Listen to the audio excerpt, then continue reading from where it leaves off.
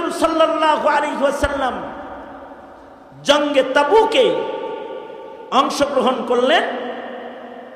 Rome এম্পায়ারের সাথে যুদ্ধ, সাহাবায়ে কেরামদেরকে নিয়ে আল্লাহর রাসূল তাবুকের যুদ্ধে রওনা দিলেন। হাজারের উপরে কিলোমিটার সফর করে সাহাবীদেরকে তাবুকের যুদ্ধে অংশগ্রহণ করতে হবে। আল্লাহর নবী মদিনাতুল মুনাওয়ারাতে কয়েকজনকে থাকার অনুমতি দিলেন। অমুক থাকো, অমুক থাকো, অমুক থাকো, বাকিরা সব আমার সাথে তাবুক যুদ্ধে চলো। মৌসুমটা ছিল গরমের, খেজুর পাকার সময়।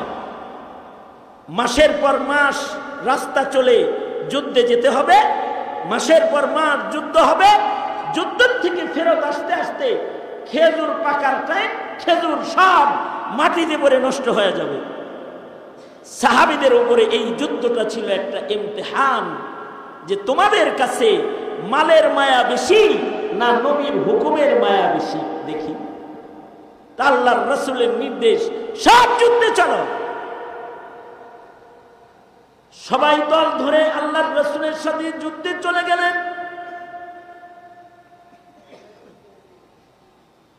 কিন্তু 3-5 সাহাবী, তারা মুনাফিকরা যুদ্ধে গেল না, 5 সাহাবীও যুদ্ধে যেতে পারলেন না, অবহেলা করে মদিনায় রয়ে গেলেন। 5 জনের ভেতরে 2 জন আবার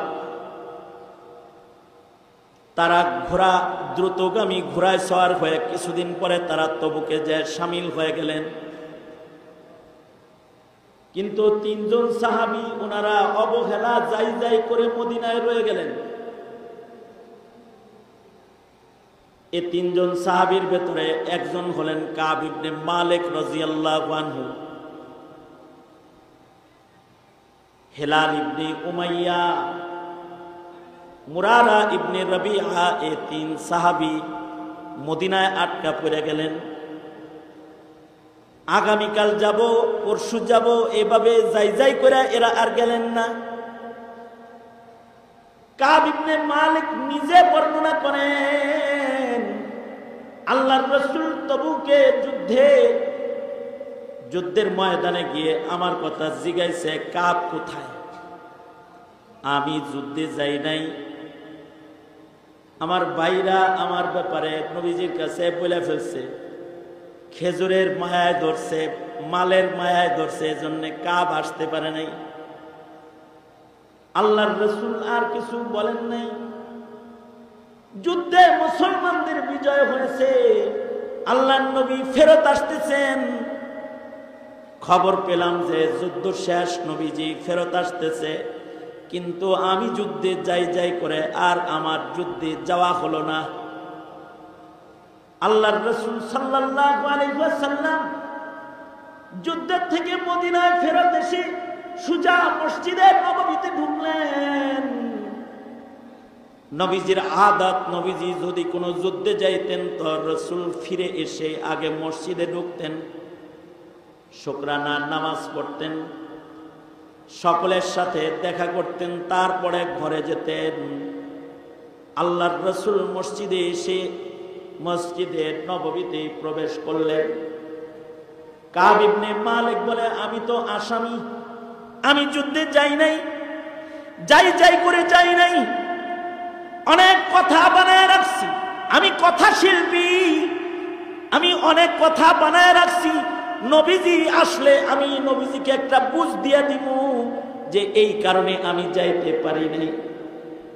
কাব ইবনে মালিক বলে, নিয়ত করে মসজিদে নববীতে চলে গেলাম, আর আল্লাহর রাসূল আমাকে দেখে শুধু আমার দিকে তাকায় জিজ্ঞাসা করলেন, এই কাব ইবনে মালিক, যুদ্ধে গেল না কেন?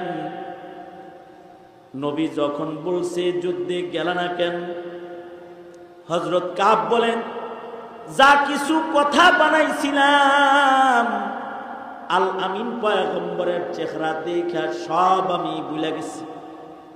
আমার মুখ দিয়ে সত্য নির্গত হলো, আমি অকপটে আল্লাহর রাসূলের কাছে সত্য স্বীকার করে বললাম, ওগো আল্লাহর নবী, যাই যাই করে অবহেলা করে যাই নাই, শুধুই মাত্র অবহেলা ছাড়া আর অন্য কোনো কারণ নাই। আল্লাহর রাসূল বললেন, তোমার কি সওয়ারি ছিল না?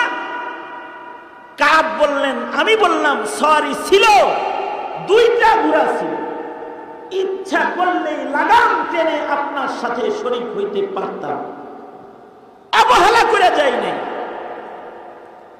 আল্লাহর রাসূল বললেন, তোমার কি টাকা পয়সা ছিল না? যুদ্ধে যাওয়ার ছিল, তারপরেও যাও নাই? জি আল্লাহর নবী, অবহেলা করে আমি যাই নাই। আল্লাহর রাসূল সাল্লাল্লাহু আলাইহি ওয়াসাল্লাম সাথে সাথে বললেন, আই মদিনাবাসী, এই যে কাব ইবনে মালিক, হেলাল ইবনে উমাইয়া, মুরারা ইবনে রবিআ, এই তিনজন মুসলমান যারা যুদ্ধে অংশগ্রহণ করে নাই, তাদেরকে মদিনাতুল মুনাওয়ারাতে বয়কট ঘোষণা করা হলো।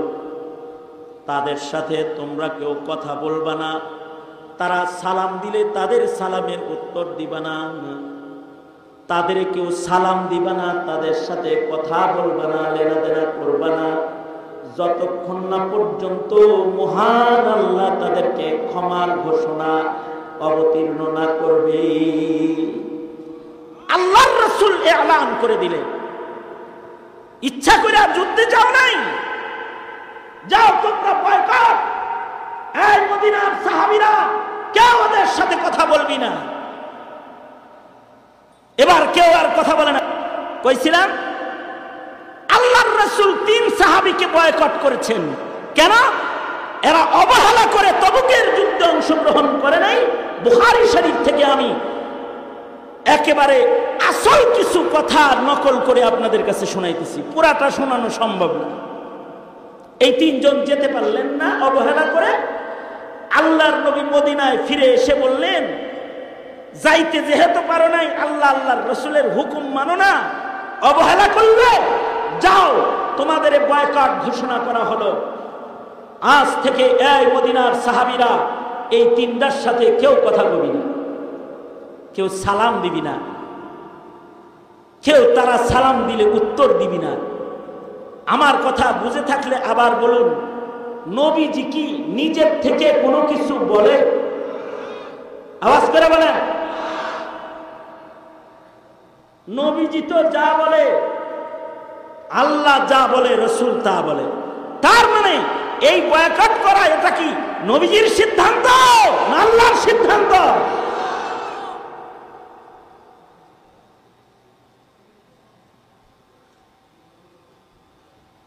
अपनी मर्जी से कभी, अपनी मर्जी से कभी कुछ नहीं कहते आका, जो खुदा कहता है सरकार वही कहते हैं। নিজের থেকে আল্লাহর রাসূল কিছু বলে না, আল্লাহ যা বলে রাসূল তা বলে। তাহলে বোঝা যায় বয়কটটা কি নবী করতেছে না আল্লাহ করতেছে? কেন? ওই যে আল্লাহর দোস্তের কথার মূল্যায়ন করে নাই। অবহেলা কেন করলো? এর শাস্তি।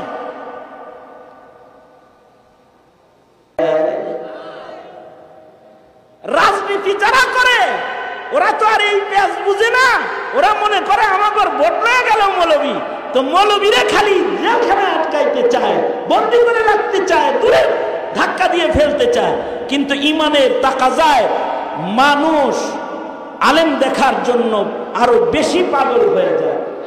3 বছর মামুনুল হকরে দেখবার দেয় নাই, 3 বছরের কাজা পাবলিক একদিনে আদায় করে ফেলাইতেছে। এরকম অবস্থা, যেখানে যায় সেখানে ভিড়। আন-নাযরু ইলা ওয়াজহি রাসূলিল্লাহ, সাহাবীর কাছে তো রাসূল দেখার মূল্য বেশি। কাব ইবনে মালিক বলে, আমাকে তো বয়কট করা হয়েছে, রাসূল আমার দিকে তাকায় না, সাহাবীরা আমার দিকে তাকায় না। কিন্তু আমার তো রাসূল দেখতে গুণে চায়, এজন্য 5 বেলা আমি মসজিদে যাই। আমার পাশে যারা নামাজ পড়ে তারাও আমার দিকে তাকায় না, আমার লগে কথা কয় না। আল্লাহর রাসূলের সামনে যায় বসলেও নবীজি আমার দিকে তাকায় না। কাব ইবনে মালিক বলে, তবে আমি যখন নামাজে দাঁড়ায় থাকি, নবী তো সন্তানের জন্য, সাহাবীর জন্য তো দরদ তার থাকবেই। আমি যখন নামাজে থাকি তখন রাসূল আমারে মাঝে মাঝে আড়ি চোখে তাকায় দেখে। আল্লাহু আকবার, জোরে করে বলেন আল্লাহু আকবার। এমনি নবীজি আমায় দেখে না, কিন্তু আমি যখন নামাজে দাঁড়ায় যাই তখন আমারে দেখে। হযরত কাব ইবনে মালিক বলেন, এই যন্ত্রণার ভেতর দিয়ে আমার 25 দিন অতিক্রম করলো। 25 দিন পরে আল্লাহর রাসূল বলেন, আমাকে ডেকে বললেন, কাব এদিকে আসো, তোমার ঘরে কি তোমার বউ আছে নাকি? কয় জি। কাব ইবনে মালিক বলে, বয়কট আরো কঠিন হয়ে গেল। আল্লাহর রাসূল বললেন, কাব তোমার বিবিকে বাবার বাড়ি পাঠায় দাও। কাব ইবনে মালিক বলে, গোটা মদিনায় কথা বলার আমার লগে কেউ নাই, একমাত্র ঘরে বিবি আছে যার সাথে আমি কথা বলি, যে আমার খাবার দাবারের সাথী, কথা বলার সাথী, রাতের বেলায় সান্ত্বনার সাথী, আমাকে আমার চোখের পানি মুছে দেওয়ার একমাত্র সঙ্গী। সেই বিবিকেও আল্লাহর রাসূল বলে বাবার বাড়ি পাঠায় দাও। হযরত কাব বলে, শুধুই মাত্র আমি জিজ্ঞাসা করলাম, ওগো আল্লাহর নবী, বিবিরে কি এমনি পাঠায় দিমু নাকি আবার তালাক দিতে হইব?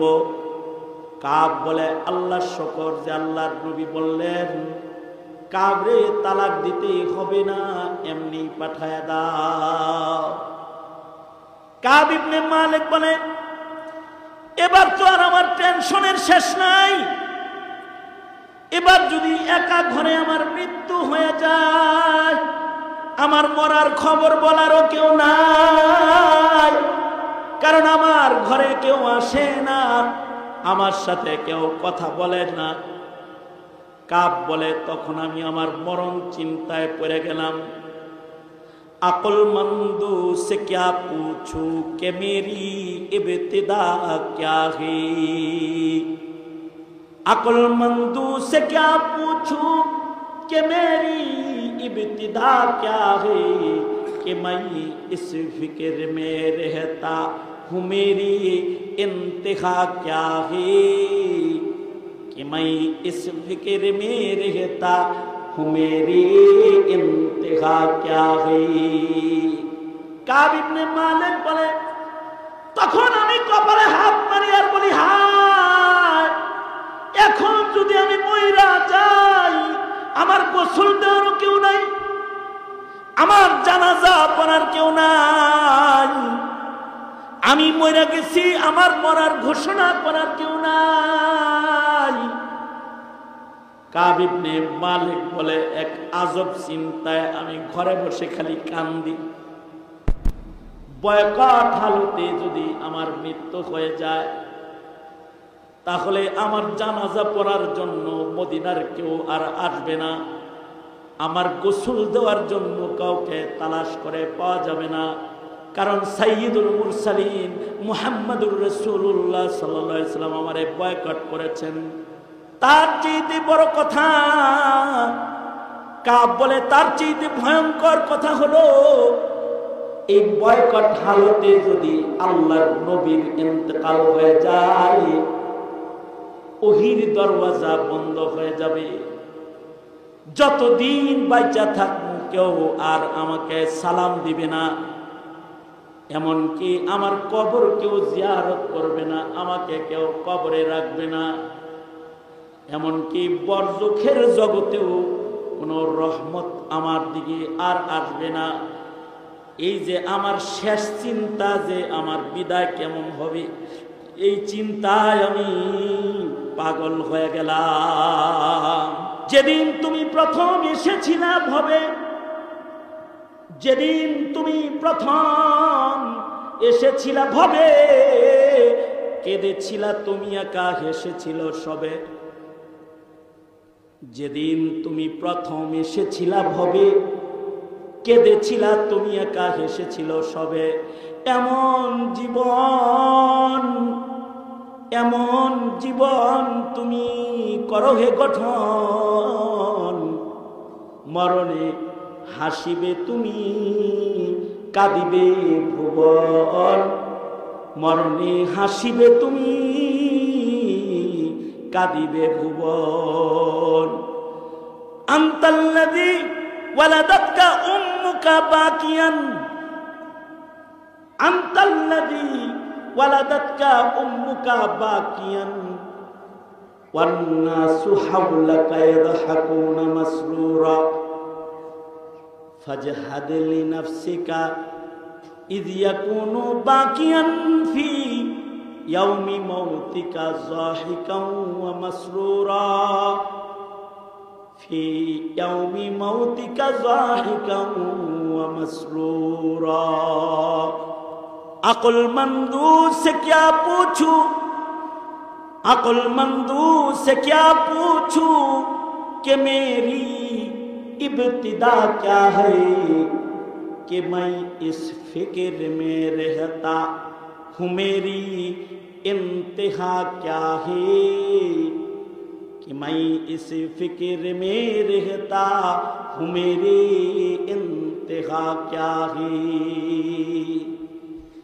কাব ইবনে মালিক বলে, এখন তো আমার হিসাব শুরু হয়ে গেল, মরার হিসাব। মদিনার কেউ আমার সাথে কথা বলে না, সরওয়ারে দু আলম সালাম দিলে উত্তর দেয় না, মদিনার কেউ আমার দিকে তাকায় না। এই বয়কট হালতে একমাত্র বিবি আমার গল্পের সাথী, রাতের আধারে নবীর নির্দেশে তারেও বাবার বাড়ি পাঠিয়ে দিলাম। এখন যদি আমার মরণ হয়ে যায়, তাহলে আমার মরার ঘোষণা দেওয়ার মতো কেউ মদিনায় নাই। আর যদি আল্লাহর রাসূলের ইন্তেকাল হয়ে যায়, তাহলে ওহির দরজা বন্ধ হয়ে যাবে। দুনিয়ার মাটিতে যদি 30 বছর হায়াত পাই, পৃথিবীর কেউ আমার সাথে আর কথা বলবে না 30 বছরে। কারণ সাইয়্যিদুল মুরসালিন মুহাম্মাদুর রাসূলুল্লাহ সাল্লাল্লাহু আলাইহি ওয়াসাল্লাম আমাকে বয়কট করেছে। কাব ইবনে মালিক বলেন, আমি খালি কান্দি আর কান্দি। 40 দিন পরে আমাদের জন্য ক্ষমার আয়াত মহান আল্লাহ দয়া করে পাঠিয়ে দিলেন। আল্লাহর রাসূলের কাছ থেকে একজন আগন্তুক এসে কয়, কাব রে, দরজা খুইলা বাইর হইয়া আয়, মহান আল্লাহ তোদের ক্ষমা করে দিয়েছে, আয়াত নাজিল হয়েছে।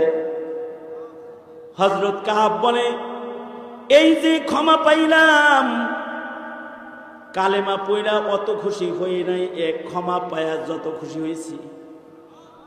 কারণ হিসাবটা কালেমা পড়ার না, হিসাবটা হলো মরণের। আল্লাহ তাআলা আমাদেরকেও বলতেছেন, ইয়া আইয়ুহাল্লাযীনা আমানুত্তাকুল্লাহা হাক্কা তুকাতিহি ওয়া লা তামুতুন্না ইল্লা ওয়া আনতুম মুসলিমুন। আর আল্লাহর রাসূল বলেন, মান মাতা ওয়া হুয়া ইয়ালামু লা ইলাহা ইল্লাল্লাহ, মান মাতা ওয়া হুয়া ইয়ালামু লা ইলাহা ইল্লাল্লাহ দাখালাল জান্নাহ। আল্লাহর নবী বলেন, মরার সময় কারোর হৃদয়ে যদি থাকে ওই তাওহীদ, লা ইলাহা ইল্লাল্লাহ, একদিক দিয়া মরণ হবে, আর এক দিক দিয়ে দুখুলে জান্নাত হয়ে যাবে।